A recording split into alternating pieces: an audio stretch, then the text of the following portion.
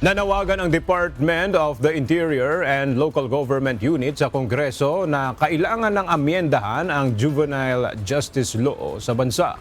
Ito'y kaugnay ng nangyaring pamamaril sa isang paaralan sa Tacloban City kung saan iginiit ng DILG na hindi inosente ang 14 anyos na suspect ng isagawa ang krimen.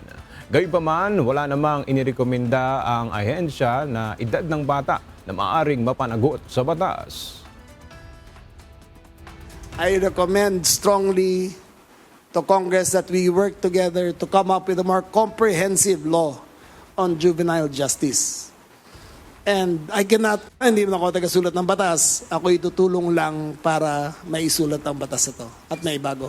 I think the age is not important, but cognizance and intent are the most important factors.